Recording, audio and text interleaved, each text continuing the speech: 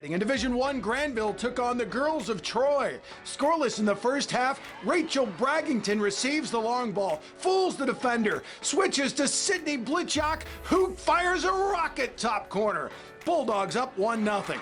Granville took on Caledonia at Caledonia. Her Sydney duel blows by the defender and sets up Rachael Braginton for the goal. Rebound and the goal, and then here it's Rachael Braginton all alone left corner, and Granville beats Hudsonville 2-0. First things I remember about Rachael was probably a recruiting meeting in my office. Granville high school kid, highly talented player, really smart kid. I think she had offers to go play, but she wanted the Hope experience and she wanted to be pre-med. So on the outside, she was very confident, very put together, and she knew exactly what she wanted to be, and she wanted to be a doctor. Deciding to come to Hope really was based off a lot for me. A lot of my teachers and a lot of the people I knew that had graduated from Hope were just amazing people, and I knew that was kind of the culture I wanted to be around. We had Elizabeth Perkins, who got hurt in the preseason, so Rachael steps in and plays has to start the first 6 or 7 games, and I think in the first weekend she had 6 goals, and we were like, okay, she's pretty good. That first year, Rach just jumped in like right away. Like she was definitely a go-to player, and we were just having a blast. She connected well with everyone on the team, and she was super fun to be around, and just you could tell she was just loving it and having like a dream freshman year. Soccer, it went pretty well. I started the first half of the season, and then I ended up with some bad shin splints, so I started just subbing in. But I mean, I was a leading scorer. It was really good, but I never really felt super good during it. I remember being angry a lot, and I couldn't really figure out why. And there's a lot of things looking back now. I noticed like, oh, I wasn't really happy when I should have been, and I wasn't really getting fulfilled by friendships and like things like that. I don't even know if I told Lee right away until the end of my spring season freshman year. I was really overwhelmed with school and with trying to be in therapy once a week, and it ended up starting off as being more of a burden because I didn't really buy into it. I was just going, and I started missing some of those appointments, and I finally went to Lee and told her that I needed to take a break from the rest of the spring season. Luckily, I had a family friend who is a psychiatrist, and so he helped me out with getting in and getting on some medications. So it was like the beginning of tryouts. I kind of sat down with Lee, and I told her that I wanted to address the team about it, and so everyone just kind of sat in after one of our fitness tests, and I just kind of told them what was going on, told them that I had been diagnosed with depression and anxiety, and that there's a chance I was going to miss some practices and miss some things for appointments, but it was really important to me to take that seriously. As a freshman, I was so shocked that this was something that she was already dealing with. She's, 19, 20 years old, and how could that happen to somebody? Because college is supposed to be fun. You're supposed to grow. You're supposed to do what, like, you want to do, and it was just something that was like, okay, this is like a real place, and we're going to grow here. And clearly she was showing us the ways that life can hit you. She's always been willing to talk with me, very easy to be around, very reliable and funny. Braggs was easily one of my best friends coming in. Freshman year, she took me under her wing, was very outgoing and positive, made sure I always had plans. Like, if there's one person that I can attest to me becoming acclimated to Hope, it's Braggs. I was very social on the weekends. I would go out, I would hang out with people, but it was really during the week that I found, like, I was missing class. I was too tired to get up and go to the dining hall. I would convince myself, I would sleep instead of going to my therapy appointments. It was just kind of more of those things where it was like, when I had a bunch to do is when I started to shut down. It's a hard thing to put words to. It's something I think a lot of people struggle with when they're talking about it. It's this place where you just have no control over what you're feeling, and your logic knows that a lot of what you're feeling isn't what you should be. Like your surroundings, it's like, no, like, why am I feeling this way? Like, things are good. I'm playing collegiate soccer with a cool group of girls, and I'm at an amazing school, and I have a great family. But yeah, you just feel out of control, and you're angry and you're sad, and nothing really lines up of why. It was hard because I was also lying to people, trying to seem better. It was almost like I was trying to tell myself, fake it till you make it. And it worked for a while. It got me through sophomore year and through the summer and stuff like that. And I felt like going into my junior year, I was in a much better place. But it just kind of cycled again. I guess it was junior year, actually. It was junior year when I sat down with my team again, and I kind of explained to them and opened up with them about where I had felt I was in sophomore year. And I opened up with them about how bad I was struggling. I didn't know what she was dealing with, but at our team dinners, some of the seniors would share their story and their testimonies, and Rachael was one of those people, and she shared her story with everyone. And I remember sitting back, and some of the freshmen and I were just like, wow, did she really just share it? The fact that she was that vulnerable with all of us so quickly, that was very eye-opening to me. Once soccer season ended, things started to go kind of crazy for me. I ended up actually having a surgery that was really unexpected right before exams. So I missed all my exams, which was really hard because it just put me farther behind in school. And I had Christmas break that I was trying to catch up on all of that. And I all of a sudden had so much time on my hands where now I had to deal with all my emotions, and I had to deal with what I tried to push down for a long time. And it built up on me, definitely.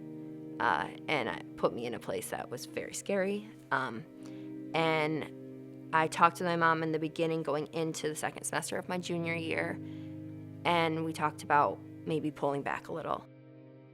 That week, I hadn't heard from her, and I'd reached out to her a few times, and like I said, it had been difficult. She was going through a lot.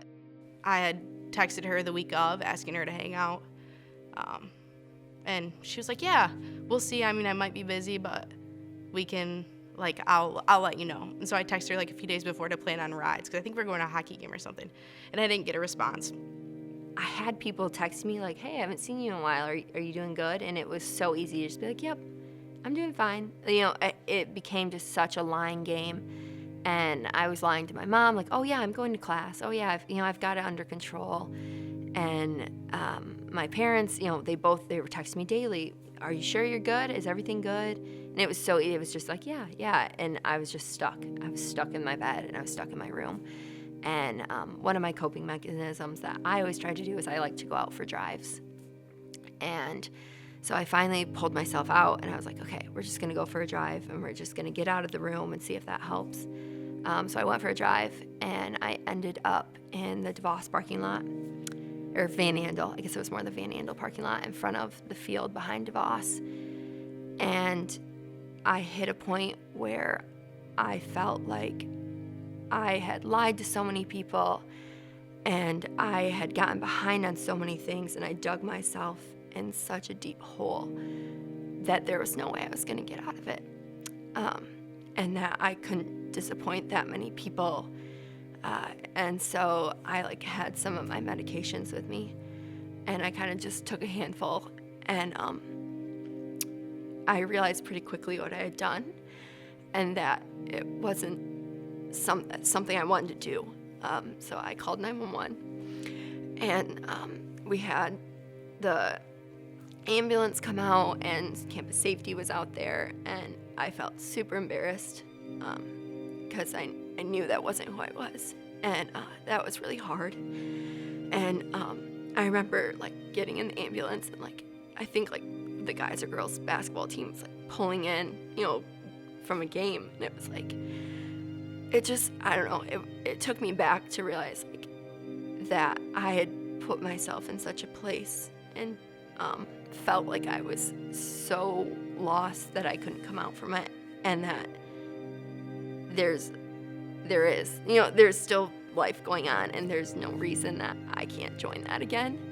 Seeing her go through what she's gone through and hit rock bottom like that, and receiving a phone call like that, that she was in the hospital, changed my mindset completely, because you don't believe that somebody as beautiful, smart, talented, has everything going for her as Rachael would ever be in that situation. So like you said, it's a total epidemic, and it's devastating, and it's something that people deal with, and it's a very real thing. I think initially, selfishly, everyone's like, what could I have done better?